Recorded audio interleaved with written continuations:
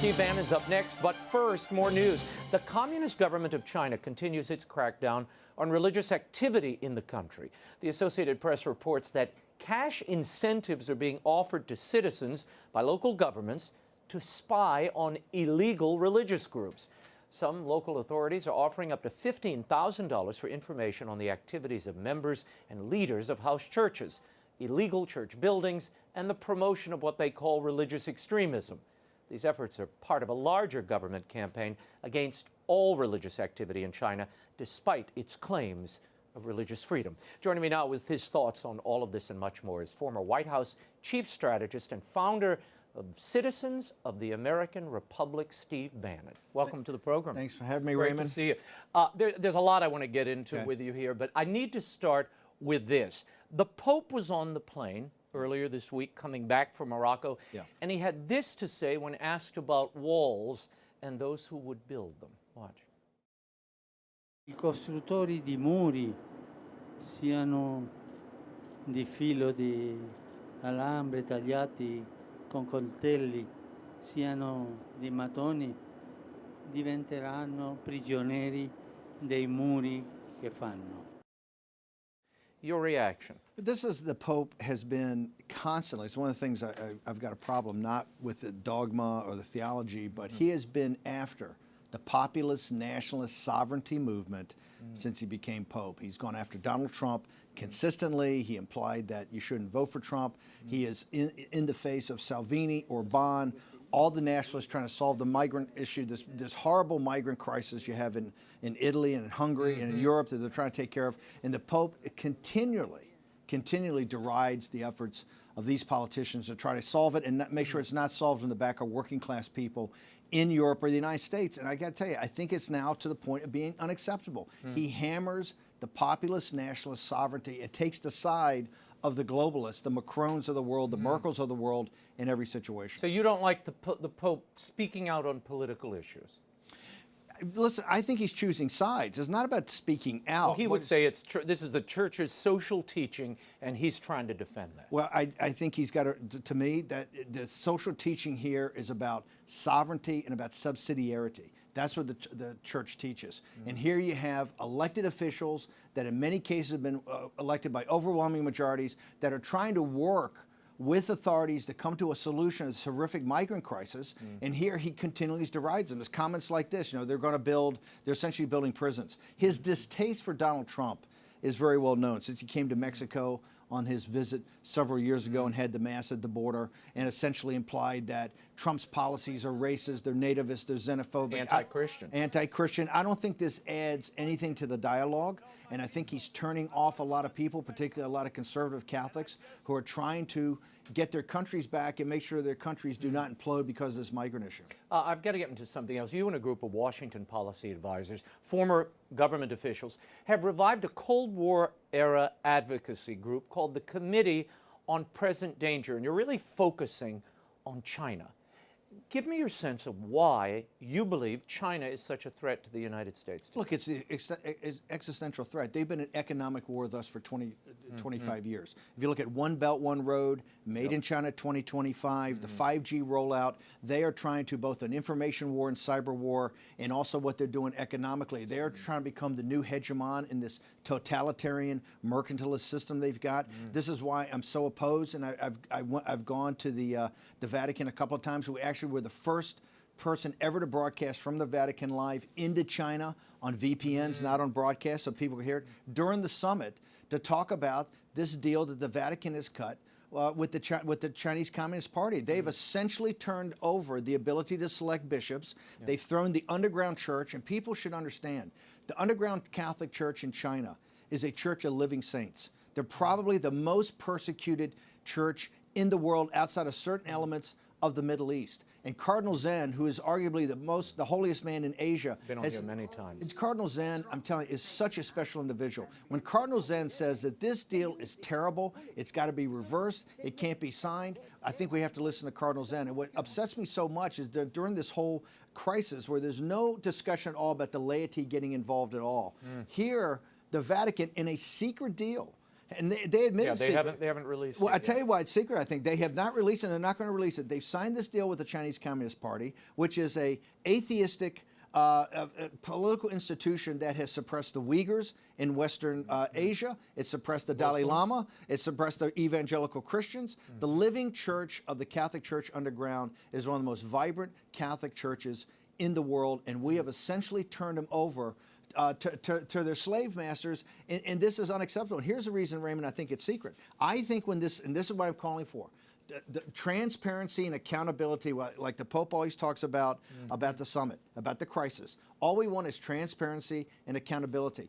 When you see that document, I think you're going to see, Raymond, that it's got a path to full diplomatic relationships between the Vatican and the Chinese Communist Party. Now, Archbishop Celi, who negotiated the deal, okay, Claudio Celi, who's been on this show before, he said he does not believe the deal was a sellout to the communist government. And as some in the underground church have said, what did you hear when you were in Rome? You were just there. I've heard it's a total sellout. Number one, here you see the sellout. Two of the great bishops from the underground church have already had to resign. They've been, since then, they've torn down other churches. Just the other day, one of the major provinces in China started offering cash money for people to become informants on the underground church. Here you have one day after the other of oppression of this church, and all the details are secret. Here's what I say to the Cardinal. If it's so good, let's just review it. Let's read it. You know, by the way, the Treaty of Vienna, I think the Accord of Vienna, in 1961, the Vatican had to agree to become part of the United Nations, that there can be no more secret agreements, no more secret treaties. In fact, this, I think next fall they're talking about Pius XII, the agreements he signed with both Mussolini and Hitler will now become fully open to the public, right? Why are we going through this again? And particularly, the Chinese Communist Party is dedicated to the destruction of all religions, not just the Catholic Church. Why would we ever allow the Chinese Communist Party have a say-so on who select the bishops and take their side of our cardinals' ends? Now, you've created a fund, the Rule of Law Fund. Yes. You've got $100 million there. Yes. In an interview, you said you were considering filing a lawsuit against the Vatican. On what in the grounds? Rule of Law Fund, and here's the reason. It was the Rule of Law Fund that sponsored the broadcast from the roof of the convent overlooking St. Peter's. People in China are fascinated by this because they understand that this living church that we've got is the most dedicated Catholics, some of the best people in China, and this is being abused. They've been 100%. The Rule of Law Fund, which is not made up of Catholics, it's made up of expatriate Chinese, have said, we have got to get to the bottom of this. One of the things we do in Rule of Law is do investigations of all the missing, all people put in prison, the suicide rates that's gone up in China. You know, China's had this tremendous suppression of freedom under President Xi. This cadre that runs the Chinese Communist Party is more radical than Mao Zedong. And so the Rule of Law Fund said, what we want you to do, Steve, is not just broadcast. We want to get the word out to the West, get word out to Catholics that may not understand the situation the cardinals then in the underground churches, but also we want to do and be as helpful as possible to do anything that's legal to get this, if nothing more than just to get it in front of the Catholic faithful about what this deal says. So they realize what. But here's what I said, Raymond, if there's a process in this deal that goes to full diplomatic relationships, that means we're throwing Taiwan under the bus, we're throwing Hong Kong under the bus, we're throwing all the Christians and all the Catholics in East Asia under the bus. Let's talk for a second, and it connects. You say the Chinese are not to be trusted. You say Xi is more radical than Mao. Yes. Yet, at this hour, Robert Lighthizer and our trade diplomats in the United States are in China trying to negotiate a last-minute deal. Yes. Can they be trusted, and why is Trump attempting to negotiate trade deals with people who, as you said, can't be trusted? This is a great point. Okay. President Trump has done something that the permanent political class has not done in 30 years. One of the reasons he's president is the deplorables, the working class people, looked at and said, we don't want America in decline anymore. The elites in this country it was about managed decline. A big part of that is shipping our manufacturing base over to China. J.D. Vance, the great sociologist who wrote the book Hillbilly Elegies about Trump, he cites the studies from MIT and Harvard that show a direct correlation between the factories that went to China, the jobs that went with them, and the opioid crisis. What you've done is take away people's self-worth. You've taken away their dignity. And so it's critical to get those manufacturing jobs back. What Trump has said is we have to reorganize the Chinese economy. He's got Lighthizer in. Remember he said in the State of the Union, structural changes in the Chinese economy. That's why this is so tough. Trump is sitting there going, I don't know if we can trust these guys, but we're going to put this in. This trade deal is literally the central part of his presidency because the industrial democracies, Japan, all of NAFTA, Canada, the United States, and Europe are all going to hang together on what happens in China. And this is why it's so important. I was in the Vatican last week. She's in China signing a 30 deals worth $35 billion to build a $10 billion port near Venice, to put all this infrastructure. He's calling it a gateway to Europe. Absolutely. And the Italians are primed for this because their economy is collapsing. The economy's collapsed, and they hopefully the United States is now going to start to focus and work with people like Salvini and start to help rebuild this and get better trade relationships, better trade deals. What's happened is needing this money for infrastructure. China's come. This One Belt, One Road is a geopolitical infrastructure project. The Trojan horse. Exactly, to unite the Eurasian landmass, okay? And they're doing it, and it's predatory capitalism. What they do is lend the money you can't pay back, then they foreclose on the asset, then they take control. And they've already got a presence then in the country. 100%. The Chinese are not to be trusted. The Chinese people are wonderful people. That's what you see in our underground church, one of the most vibrant Catholic churches in the world. This radical cadre is not to be trusted, and that's why I think you're seeing Trump with Lighthizer put in very tough details, enforcement in this deal. And this is the first administration, right or left, a Republican or Democrat, that has ever called the Chinese on the great trade inequity 100%. That has been there. Our trade deficit was what, in the hundreds of millions of dollars? Oh, it's just $600 million. It's unbelievable. Crazy. We are essentially a tributary state. The way it is now, we're Jamestown to their Great Britain. We send them soybeans, we send wheat, we send oil and gas. We don't send any finished manufacturing products. They've taken the Boeings, they've taken the Apples, they make all the that's what Made in China 2025 is a convergence of advanced chip design, artificial intelligence, robotics, that they will dominate advanced manufacturing, and we will be a component parts manufacturer, raw materials, and a market for them. We will be a tributary state, essentially a colony for China. That's why Trump, for the first time in 30 years, is the first guy to confront this. Do you think that's why he's getting such pushback? It's huge. Wall Street, first off, Wall Street is the investor relations department for the Chinese Communist Party is Wall Street. They're the ones that are putting pressure. I'm saying the stock market's going to collapse. You have to get a deal. And they're framing it as all soybeans and wheat. You can't buy your way out of this. This sounds like the Mexican deal where he's saying, I'm going to shut down the border. And they're saying, what about our avocados and our tequila? Well, I mean, listen, the pressure on Trump, this is about American decline. The Wall Street hedge fund guys, they just care about the next trade. They don't care about the country in a slow decline that's being managed to the bad outcomes of working class people. It's working class people that have revolted on this and have Trump's back. That's why Trump's able to take on the new NAFTA agreement, and that's why he's able to take on China. Before I leave this conversation, you mentioned Xi in Rome last week. Yes. The Vatican requested an interview with him and said, please come and meet the Pope. He turned them down cold. Why did he do that? Since they're giving him everything he wanted. Listen, it was so, as a Catholic, it was so embarrassing to be in Rome last week and to see the Catholic Church reaching out and essentially begging Xi, this dictator, to come and have a photo op and to have a meeting. With the Pope. With the Pope.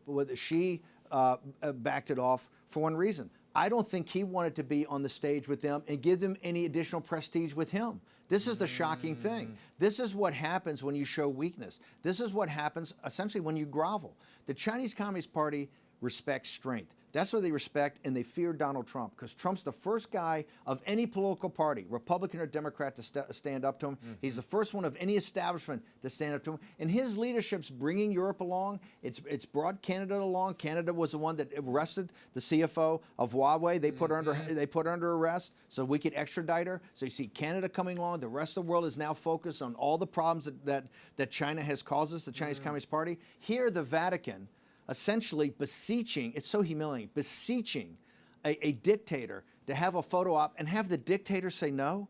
I mean, this is what's so embarrassing. And I think this is part of the story I'm trying to get out there. People have to start to focus on what the Pope, look, the Pope is the vicar of Christ. Nobody makes an argument about that. You know, with the direct lineage and succession on things of dogma and theology. But the administrative and the political side of the church are different. And now we're in a situation that he's cutting deals with dictators and refusing to open up about it. On the crisis, they're refusing to focus on this financial and economic tsunami that's about to overwhelm us. And You're talking about the sex abuse crisis. Now, what did you think of that summit? They had the big summit. Very little came out of it. The Pope published this document, which we're going to get into in a moment. Your thoughts on what we heard? They say we're going to be transparent. They say this is evil. Have they attacked the problem as you see it? And what do you see as the next wave of this crisis? Raymond, you've been covering this since 2003, almost 20 years. This is the greatest crisis the church has had since the Reformation, okay? And it's got to be treated as a crisis. They came over to this. I was an outside observer of the summit. I just want to see kind of what rolled. Here's what so shocked me. The term they never brought up for the families, for the people who go to church today, for the media, for the politicians, for everybody, was zero tolerance. Zero tolerance never came up. They talked about accountability and transparency, but there's no plan. There's no plan, and here's my concern about it. If you look at the North American church, and the reason they had the summit is to shut down the American bishops trying to do something. Right now, if you look at Pennsylvania, if you read, and all of your viewers should go online and read all 300 pages of what happened in Pennsylvania, because you're going to see more of this, okay? This Pennsylvania tells you what's happening in the future. I think New York State's already impaneled a grand jury. New York State, Virginia, all across the country, California, all across the country, AG inquiries are underway today. These are at state levels. AG inquiries, and here's what you're going to see. I think these are going to get kicked up to federal crimes, because I think you're going to see about crossing interstate. Number one. Number two, I believe they're going to go to RICO statutes. I think what they're going to do is impanel grand juries on criminal charges. I think they're going to start looking at RICO, what they used to do with the mob, to be able to seize assets. I'm saying leave the theology aside, leave the dogma aside. Let's talk about the administrative apparatus of the church. It's evident to me that we're hurtling down a situation where the financial and administrative function of the church could be liquidated. We could have a liquidation of the Catholic Church in North America in the next 10 or 15 years. How do we avoid it? I think here's you avoid it. I think laity, both conservative Catholics and progressives, leave your politics aside. We have to come together, I think, to reach out and try to help, not just the diocese, but on a national level, the Conference of Bishops has to have an outside, I don't know if it's a tribunal or some sort of group that comes together that knows how the protection of assets, bankruptcy, financial. This is not a discussion of what the victims deserve. If you were over there at the summit and around Rome and saw this, these people's lives have been destroyed. It is unbelievable the damage that's been done. And I got to tell you, the other thing the summit brought up is in the areas of the church where we're growing, in India, in sub-Saharan Africa, in Latin America, there's a whole new wave of this that's just coming up. Right. We're only at the top of the first inning in this. People said, well, all this is past. These priests have all died. It's, we've gotten through this so far. It's not a crisis. I said, you've got to be kidding me. This is actually the beginning of it, and now you're going to get the legal apparatus involved, and these strike don't care about the church one way or the other. No, they're going to pillage the patrimony of the church. Buildings and property assets. What has been built on the second collections of working class people in Europe and the United States, okay, with $5 and $10, right, week in and week out for 2 millennia, is going to be wiped out in 10 years unless we volunteer and get involved, and the bishops and the Vatican is open to that involvement. What I saw in the Vatican last week, it's completely dismissive. They have no interest in the laity be involved. They have no interest in listening to anybody. They refuse to talk about zero tolerance. They talk about some nebulous accountability and that, but you don't see it. You don't see transparency. You don't see accountability. There's no action plan. I've got to talk about this institute, an academy that you are launching in Italy. I will tell you, I got calls about this when the story first emerged. There are some people very concerned, nervous, that Steve Bannon is coming to Italy and starting what you were calling a institute to defend the Judeo Christian West. Yes. What is the Gladiator School? Right now, you see Soros. One of the reasons Soros is so effective in Europe. And look, I disagree with Soros's ideology 100%. George Soros. George Soros, but I admire the way he's done things. What he's done is built up cadres and networks of people. We don't have that on the right. You're starting to see it. Marianne Le Pen, Marianne Michel in Lyon, France, is building a school to have Catholicism taught at a managerial level. You see Armando Siri in Milan. What we're doing is the Academy of the Judeo Christian West in Trizolti Monastery, just south of Rome. It's a monastery that's around almost for 800 years. Right. We won a tender, and we've taken control of it for the next 20, 25 years. And what we're going to do is really build, is to help educate people on the tenets of the Judeo Christian West, people from late 20s to early 40s, maybe looking for another career. We're also going to instill in them the single-mindedness of a gladiator. We're going to reinforce Catholic teaching. We're going to reinforce what you need to do in the modern world to make things happen. And we're going to start graduating classes, and those will go back and work in political institutions, in NGOs, hopefully in the church, you know, empowered with the tenets of our civilization. We think that our civilization needs to be defended, and it needs to be defended by people that are trained to defend it. And so one of the things we're going to do, the first day you show up, you're going to have a pressure interview like this. You're going to have a guy sit there, ask you all kind of questions, and understand, I don't know how to answer. And we're going to have you trained up by the end of the year to say, you can go you can make any presentation, you can go to any corporate board, you can go to walk on any stage and make a speech, or you can do an interview at CNN, and you will be successful, right? You will be able to promulgate the great values and traditions of our faith and our culture. Some Italians who were opposed to this academy, the Gladiator School, moving in, have said, wait a minute, this was founded as a stronghold for peace, and Steve Bannon wants to transform it into this international populism, anti-European unity school. This is not what the building was ever constructed for.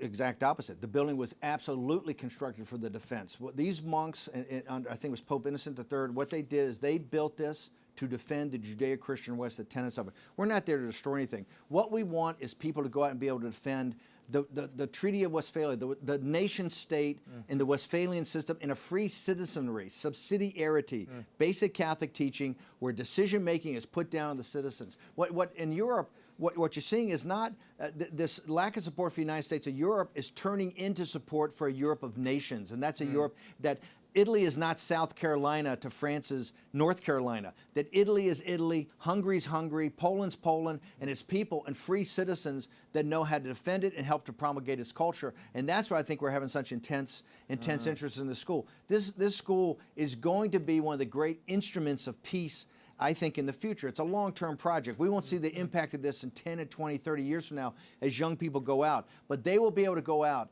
and defend the basic tenets of the Judeo Christian West in whatever organization they work in. Which are the roots of Europe. It's the roots of Europe. And by the way, that became the roots of America. Right. This is the Judeo Christian West has accomplished and done so much for mankind, and it's developed such great institutions. But like I tell people, I gave a speech last week at the Angelica Bibliothek, founded by the Augustine monks. And I said, St. Augustine was from Roman Africa, Numidia. He was a Berber. The original people around him were all Arabs. This has nothing to do with exclusivity of race, exclusivity of ethnicity. One of the great things about the Catholic Church and even Europe and the United States, it's inclusive. It is the concept that includes people. And that's what we say, we're so proud of the Judeo Christian West, of this convergence of faith and reason. Right? And that's what this academy is going to be about. The question I always get, when this started bubbling up, when people started hearing this, and it's a personal question, why is Steve Bannon doing this? I imagine you're a practicing Catholic. Are you? Yeah. Here's why, because I come from a very humble blue-collar family, right? Lineman for the phone company, my grandfather for 50 years, my father for 50 years with the phone company, a Catholic family. You know, my mom was a homemaker the entire time, 5 kids, you know, very traditionally Catholic, eventually became part of the Latin Mass Catholics when that was allowed back into our diocese. Look, the Catholic Church has meant so much, Western civilization, this nation. You know, I've been fortunate enough after the Navy and Harvard and Goldman Sachs to make enough money to be able to focus. The reason I was selected for Trump's campaign, I've worked on this populist nationalist project for 10 years, right? I'm going to work on it for the next 10, if I stay healthy. So in this revolution is now worldwide. I just got back from Japan, right? I'll be heading back to the Middle East before too long. In Europe, it's on fire, whether it's in Hungary, whether it's in Poland, whether it's in France, whether it's Salvini in Italy. You're seeing in Brazil.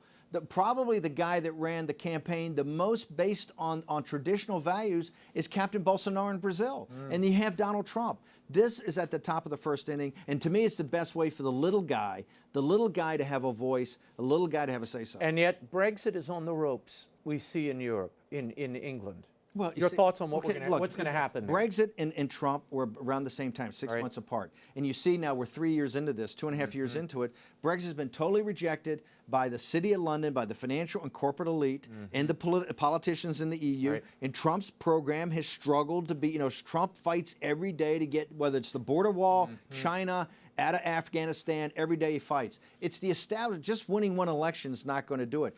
I think what's going to happen to Brexit is I think that they're going to have, and I said for the last year, it should be a hard out, no deal, right? This is all Y2K. What they're saying about the thing is, and if you see the British people that are now in power, one thing, Raymond, when Theresa May came over in the first week of the Trump administration, they did not look at this as an opportunity. They did not look at this as, hey, this is our freedom back. They looked at it as a problem that had to be solved. Had to be solved. And she really didn't listen to Trump. Trump's a master deal guy. He said, overshoot the target on the deal, right? Get it done now. Time is not your friend. And if you have to, use every piece of leverage, including suing them. You've got to bring it all together. She kind of blew Trump off. And now you're in this situation, 3 years into it, which nobody ever thought when the thing was first voted that you'd be down to 3 years and you have no deal. Why didn't Trump use that same approach dealing with the border wall that he built his candidacy on?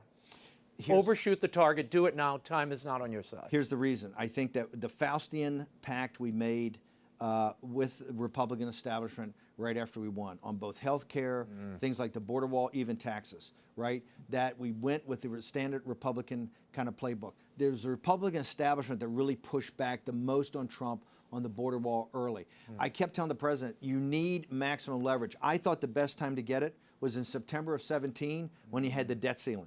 The debt ceiling is what the elite and what the donors, you can talk about anything but the debt ceiling. We have another debt ceiling coming up here in the next couple of weeks. In the next 6 to 8 weeks, you have another firestorm because we're at, what, $22 trillion right now? And if you look at the budgets, we have $1 trillion deficits every year for the foreseeable future. So we're going to hit $25 trillion and more. They're going to need that debt ceiling lifted. The debt ceiling, to me, is where that's the leverage point, and that's the trade-off you make for the wall. I think President Trump now, since he got the $1 billion from the Defense Department, he's down there focused. He understands now how important this is, how important to the American people. This crisis, I was down because I'm chairman of the private group that building the wall.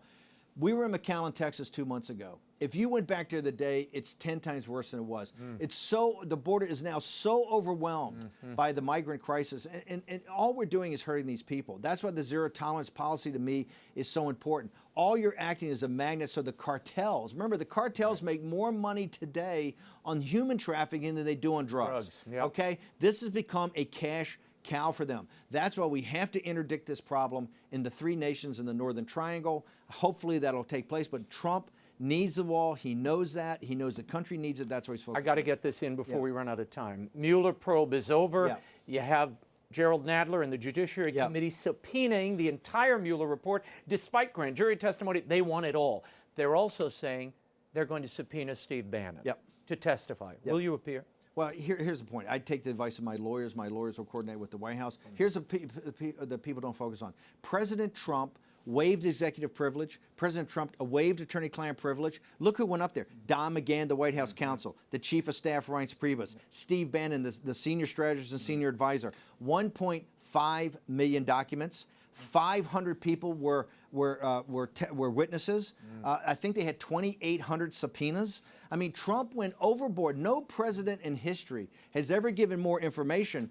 And listen, Mueller, and I've said this from day one, he's a combat veteran, he's an American hero, he came back, no collusion, and he basically said, because he didn't prosecute anybody, there's been no obstruction of justice. What the Democrats want to do is just put Trump through the gauntlet. I will follow whatever my attorneys did. We've already announced that we turned over for the campaign, not my time at the White House, for the campaign, we turned over 2,800 pages of documents.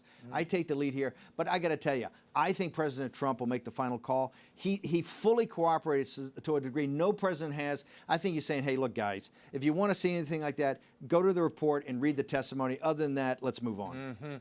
You said he'll go full animal now that the Mueller probe is over. Trump would. What do you mean by he's full already animal? look what he did. Look what he did in Michigan on the campaign trail. You saw him last night at the dinner.